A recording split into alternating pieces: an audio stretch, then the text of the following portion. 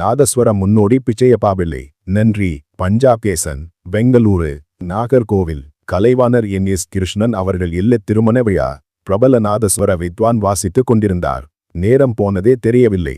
வெகு நேரம் வாசித்து கலைத்த வித்வான் என்.எஸ். கிருஷ்ணனை பார்த்து, என்ன முடித்து கொள்ளலாமா என்று ஜாரையார கேட்டார். உடனே எழுந்து கொண்ட என்.எஸ். கிருஷ்ணன் மேடைக்கு வந்து தன் மேல் அங்கவஸ்திரத்தை விரித்து பிடித்து, பிச்சையப்பா, இன்னும் கொஞ்சம் இசை பிச்சையப்பா என்றார். சபை ஆரவாரித்தது. என்.எஸ்.கேவின் வேண்டுகோளை ஏற்று கச்சேரியை தொடர்ந்தார் அந்த வித்வான். அடேயப்பா, வள்ளலையே பிச்சை கேட்க வைத்துவிட்டாரே இந்த இசை மேதை என்றார் ரசிகர் ஒருவர். வள்ளலை இசைக்காக கையேந்த வைத்த மாமேதை பிச்சையப்பா. குளிக்கரை சேது பிள்ளைக்கு மகனாக பிறந்த பிச்சையப்பா இளம்பருவம் முதலே இசையார்வம் மிக கொண்டிருந்தார். சித்தப்பா பெருமாள் பிள்ளையிடம் இசை பயின்றார். பெருமாள் பிள்ளையின் மகனான குளிக்கரை காளிதாஸ் பிள்ளையும் ஓர் இசைமேதை. இருவரும் சேர்ந்து பல கச்சேரிகள் செய்துள்ளனர். பெருமாள் பிள்ளை வீட்டுக்கு திருமருகல் நடேச பிள்ளை, கக்காயி நடராஜ சுந்தரம், திருவாவடுதுறை ராஜரத்தினம் பிள்ளை ஆகியோர் வருவர். கச்சேரி செய்வர். அதை கேட்டு கேட்டு இசைஞானத்தை வளர்த்து கொண்டார் பிச்சையப்பா.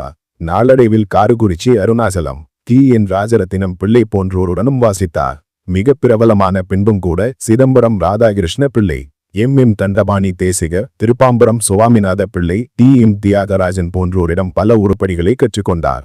வாய்ப்பாட்டிலும் மேதைதான். தனக்கென தனித்ததொரு பாணியில் 4 அரை கட்டை சுருதியில் வாசிக்கும் திறமை பெற்றவர். நாதஸ்வரத்தில் தானம் வாசிக்கும் திறமை பெற்ற சில கலைஞர்களில் இவரும் ஒருவர்.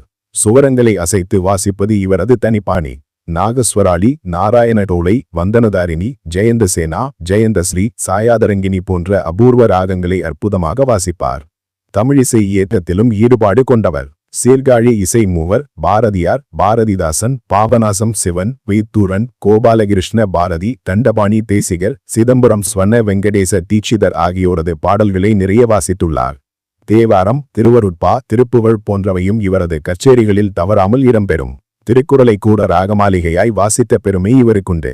மகிஷாசுரமர்த்தினி ஸ்லோகத்தை ராகமாளிகையில் இவர் வாசிக்க கேட்பது தனிச்சிகம்.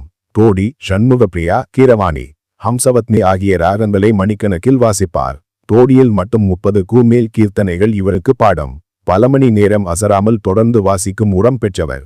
எஸ். வாசன், பிச்சையப்பாவின் விசிறி.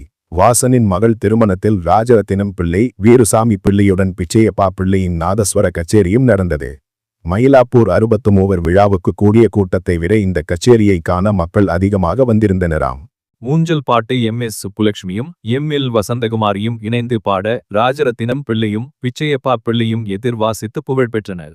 நாச்சியார் கோயில் ராகவ பிள்ளையின் தவிலோடு பிச்சையப்பா செய்த நாதஸ்வர கச்சேரி அக்கால ரசிகர்களின் மறக்க முடியாத நிகழ்வாக இருந்தது. கல்கிக்கும் மிக பிடித்தமானவர் பிச்சையப்பா. கல்கி இவரை இலங்கையில் நடைபெற்ற பாரதி விழாவில் வாசிக்க வைத்தார். அந்த வகையில் கடல் கடந்து சென்று கச்சேரி செய்த முதல் நாதஸ்வர வித்வான் என்று இவரை சொல்லலாம். ஆவடி காங்கிரஸ் மாநாட்டு ஊர்வலம், உலகத்தமிழ் மாநாட்டு ஊர்வலம் ஆகியவற்றிலும் வாசித்த பெருமை இவருக்கு உண்டு. ஒரு சமயம் நேரு அவர்களிடம் பிச்சையப்பாவை மூத்த IAS அதிகாரியான N.P. சேஷாத்ரி அறிமுகப்படுத்தும் போது இவர் தமிழகத்தின் பிஸ்மில்லா கான் என்று கூறினாராம். அதை கேட்டு வியந்த நேருவுக்கு அவரது மனங்கவர்ந்த பாடல்களை நாதஸ்வரத்தில் வாசித்து காண்பித்தார் பிச்சையப்பா. அதை சுவைத்த நேரு அவரை மிகவும் பாராட்டி நாதஸ்வரத்தை வாங்கி மடியில் வைத்து கொண்டு தடவி கொடுத்தாராம். இதைவிட பாராட்டு என்ன இருக்க முடியும் என்று வியக்கிறார் பிச்சையப்பா. இவருடன் வாசித்தவர்களில் நாச்சியார் கோவில் ராகவ பிள்ளை, வலங்கைமான் சண்முக சுந்தரம் பிள்ளை, T.G. முத்துக்குமாரசாமி பிள்ளை, வடபாதிமங்கலம் தட்சிணாமூர்த்தி பிள்ளை, குளிக்கரை ராமகிருஷ்ண பிள்ளை போன்ற தவில் மேதைகள் முக்கியமானவர்கள். காரக்குறிச்சி அருணாசலம், நாமகிரிப்பேட்டை கிருஷ்ணன், ஷேக் சின்ன மௌலானா, A.K.C. நடராஜன் போன்றோரிடம் நட்பும் மதிப்பும் கொண்டவர் பிச்சையப்பா. இவரது பொறுப்பில் ஏற்பாடு செய்யப்படும் கச்சேரிகளில் இவர்களுக்கு வாசிக்க வாய்ப்பளித்து ரசிப்பார். நான் தமிழ்நாட்டில் விரைந்து பிரபலமாக உதவியவர் குளிக்கரை பிச்சையப்பாவும் ஆலத்தூர் சுப்பையரும் தான் என்பார் ஷே சின்னமௌலானா. திருமுருக கிருபானந்த வாரியார், எம்பார் விஜயராகவாச்சாரியார் போன்றவர்கள் பிச்சையப்பாவின் நாதஸ்வரத்துக்கு விசிறிகள். அக்கால செல்வந்தர்கள் பலர் பிச்சையப்பாவை ஆதரித்தனர். தங்கள் பகுதிக்கு அவரை வரவழைத்து அவரது இசைக்கடலில் மூழ்கினர்.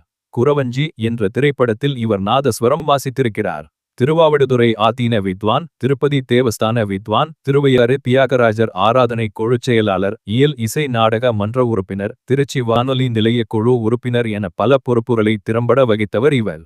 ஜனாதிபதி ராஜேந்திர பிரசாத், நேரு, லால் பகதூர் சாஸ்திரி, இந்திரா காந்தி, காமராஜர், அறிஞர் அண்ணா, மு.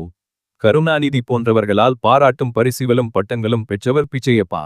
அகில பாரதிய நாதஸ்வர சக்கரவர்த்தி, அவரையானந்த அருட்பெருஞ்செல்வன், கலைமாமணி, இசைச் செல்வம் என பல்வேறு பட்டங்களும் சிறப்புகளும் பெற்றிருக்கிறார். இவருடைய சம்பந்தியான வலங்கைமான் சண்முகசுந்தரம் பிள்ளையுடன் சேர்ந்து இவர் உருவாக்கிய பஞ்சரத்ன ராக மல்லாரி இவரது வாழ்நாள் சாதனை ஆகும். திருவையாறு தியாகராஜ ஆராதனை விழாவில் பஞ்சரத்ன ராக மல்லாரி வாசிக்கும் வழக்கத்தை கொண்டு வந்தவர் இவரே. இவருடைய புதல்வர் விஸ்வலிங்கம் வாய்ப்பாட்டு கலைஞர். சென்னை, பாண்டிச்சேரி வானொலி நிலையங்களில் பணியாற்றினார். பெண் வயிற்று பேத்தி இசையில் முனைவர் பட்டம் பெற்றுள்ளார். வானொலிக்கும் தொலைக்காட்சிக்கும் நிறைய கச்சேரிகள் செய்திருக்கிறார். சில கச்சேரிகள் இசைத்தட்டுகளாக வெளிவந்துள்ளன. வெளிவராதவை இசைத்தட்டாக வந்தால் ரசிகர்கள் மட்டுமல்லாமல் கற்போருக்கும் மிகவும் பயனுள்ளதாக இருக்கும் இசையுலகில் என்றும் நினைவில் நிறுத்த வேண்டிய முன்னோடி கலைஞர்களுள் குளிக்கரை பிச்சையப்பா ஒருவர்.